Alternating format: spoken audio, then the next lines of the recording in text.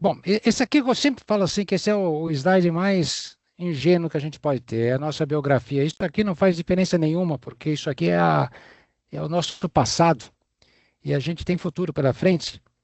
E então eu falo, a gente tem que dizer quem é, mas ao mesmo tempo a gente diz quem é, mas não vale muito, porque o que vale é o futuro. Mas fica aí, se a apresentação for distribuída, aí vocês sabem como me encontrar.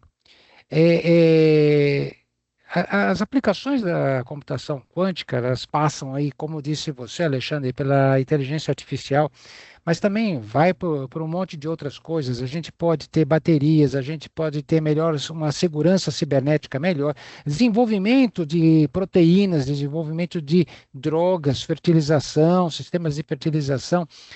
Materiais, você pode descobrir, desenhar materiais, você tem uma possibilidade enorme nisso tudo. E eu vou contar uma coisa, como que tudo isso começou. Quando logo descobriram as possibilidades da computação quântica, descobriram também que ela podia, ao fazer cálculos simultâneos, ela poderia abrir o a sua senha.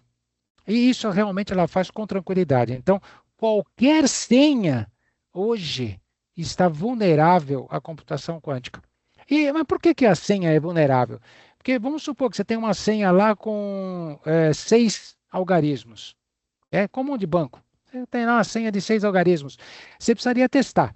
Você pode testar a primeira 00000, né? 6 vezes o algarismo zero. Você pode testar a segunda vez com 00001, pronto. Né?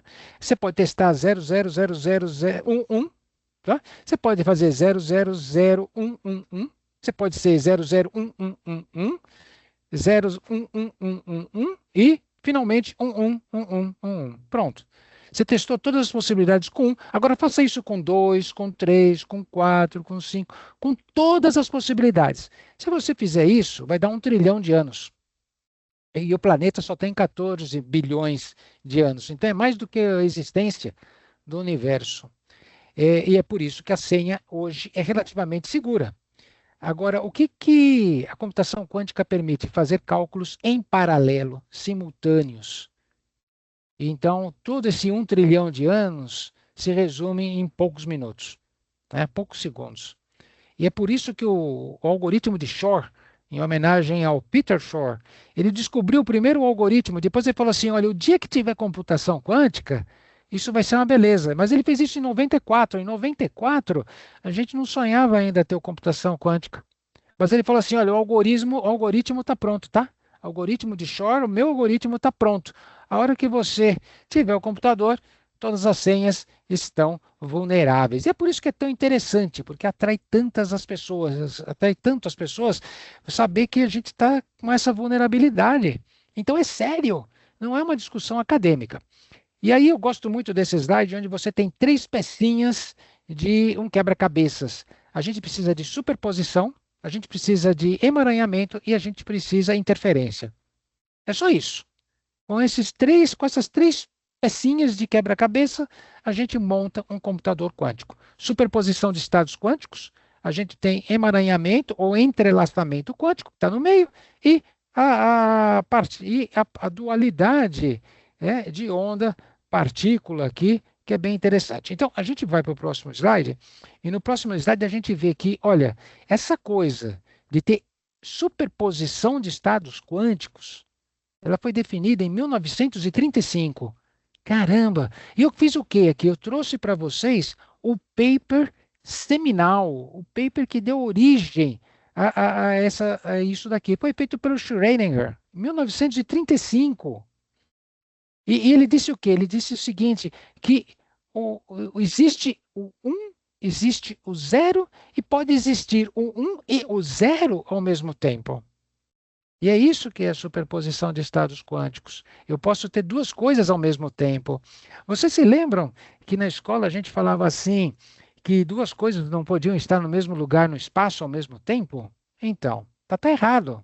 Desde 1935, duas coisas podem estar no mesmo lugar ao mesmo tempo, né? Só que isso acontece no mundo muito, muito pequeno. E aqui eu coloco a foto do gato, o gato de Schrödinger. O gato de Schrödinger já é um gato pop. Ele já é um ator pop, já está em camiseta, está em um monte de lugares, porque ele pode estar meio vivo, meio morto. É um experimento mental.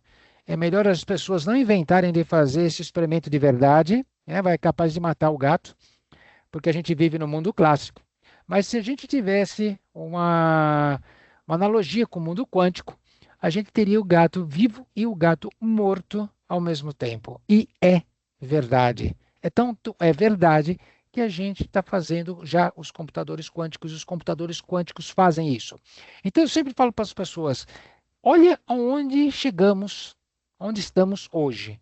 Nós estamos hoje onde estamos porque a gente usou uns e zeros. A gente usou os bits 1 e o bit 0. Agora, imagine aonde estaremos se a gente utilizar os bits quânticos, onde o 1 e o 0 podem coexistir.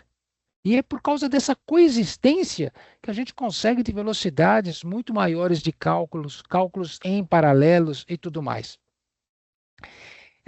Agora vamos pegar a peça do meio, né?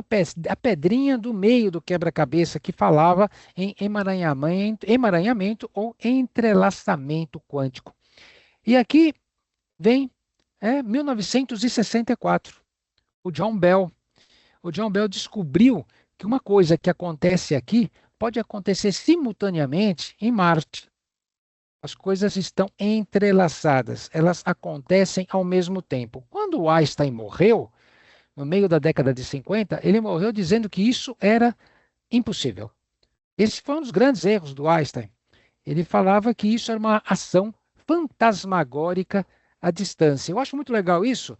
É bom a gente anotar onde que o Einstein errou. É sempre legal quando a gente fala assim, olha, o Einstein errou, né? Eu gosto de falar que o Einstein errou, porque eu erro tanto, eu falo assim, poxa, o Einstein também. Acho que ele errou bem menos do que eu, mas eu sempre acho legal mostrar que na ciência a gente acerta, a gente erra e a gente progride, evolui. Einstein errou, porque ele não acreditava que duas coisas poderiam acontecer ao mesmo tempo, simultaneamente.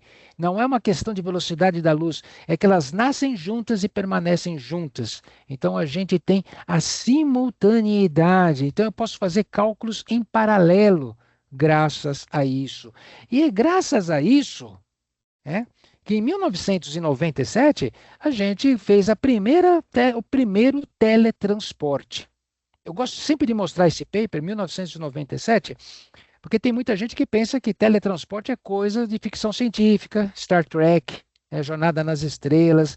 E olha, a gente vai fazer quase 30 anos que já temos disponível teletransporte. A gente só consegue fazer teletransporte porque a gente consegue fazer emaranhamentos ou entrelaçamentos quânticos, que é aquele negócio que o Einstein não concordava.